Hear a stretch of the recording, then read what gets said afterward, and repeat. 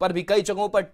छापेमारी लगातार ईडी की चली है और इसमें जानकारी अब सामने आई है कि 600 करोड़ बड़ा रकम है, इसका फर्जीवाड़ा किया गया है। केंद्रीय जांच एजेंसी ईडी ने औपचारिक तौर पर यह बयान जारी किया है और उसमें पूरी डिटेल्स बताई गई है। बताया गया है कि 1 करोड़ कैश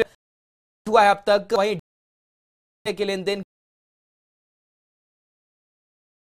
छापेमारी हुई और इस छापेमारी में अब तक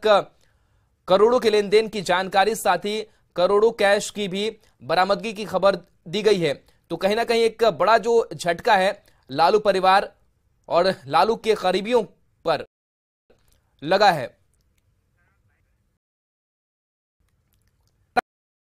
आनंद दिल्ली सीबीआई की कार्रवाई जारी है और अब बड़ा बयान भी सामने आ गया है कि 600 करोड़ का फर्जीवाड़ा, फिर करोड़ कैश बरामद और 250 करोड़ रुपए का लेन देन, ये तमाम जो जानकारियां है वो दी गई है। कहीं ना कहीं अब मुश्किलें बढ़ती हुई लालू प्रसाद यादव और उनके करीबियों की नजर आ रही है। और क्या अपडेट आपके पास?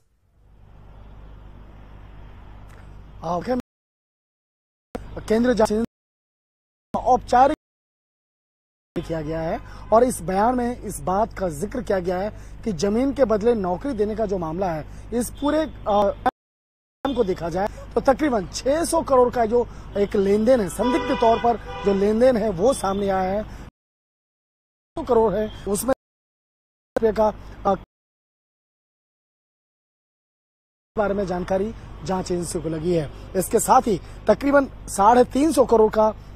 अचल संपत्ति यानी ये प्रॉपर्टीज वगैरह है वो जानकारी मिली है और उससे जुड़े हुए तमाम सबूत और तमाम दस्तावेज जो है उसको ईडी के द्वारा जब्त किया गया है और उससे संबंधित तमाम जो डॉक्यूमेंट्स मिले किया जा रहा है। तो 2 करोड़ का नजर आ रहा है और 600, हालांकि ये जो आंकड़ा है ये और इसमें इजाफा हो सकता है, इसमें और ज्यादा इजाफा होने का जो, इसलिए मैं बात कह रहा हूं क्योंकि जिस तरह से इस मामले में इन्वेस्टिगेशन का दायरा बढ़ रहा है तो आने वाले वक्त में इस मामले में कुछ और जानकारी मिलेंगी और उसके आधार आखिर इस तरह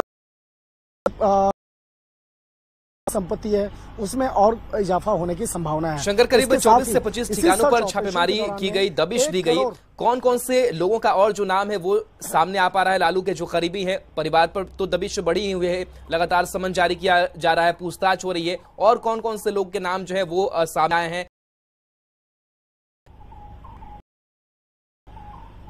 मैं उसी सर्च ऑपरेशन के बारे में बता रहा था कि जो 24 लोकेशन पे सर्च ऑपरेशन को अंजाम दिया गया था, उसी सर्च ऑपरेशन के दौरान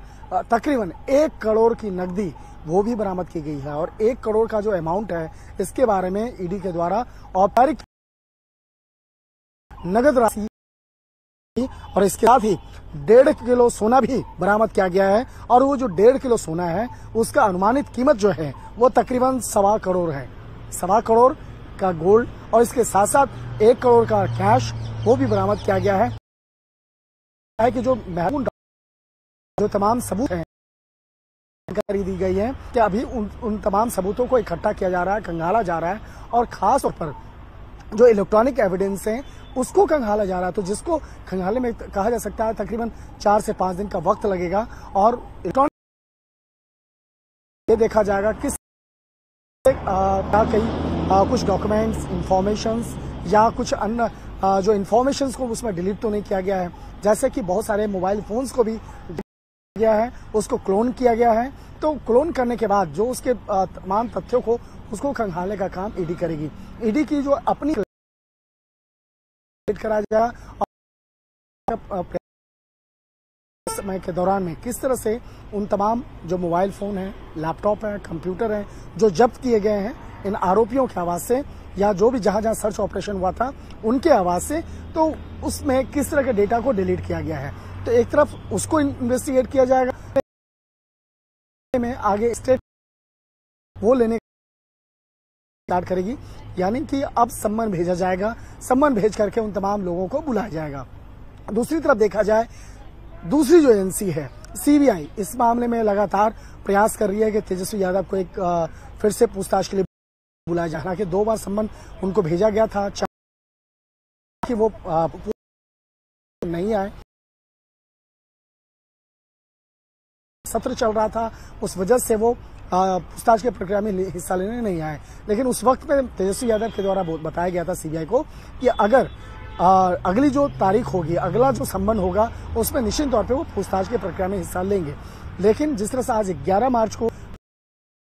आज यही बात 11 मार्च को, लेकिन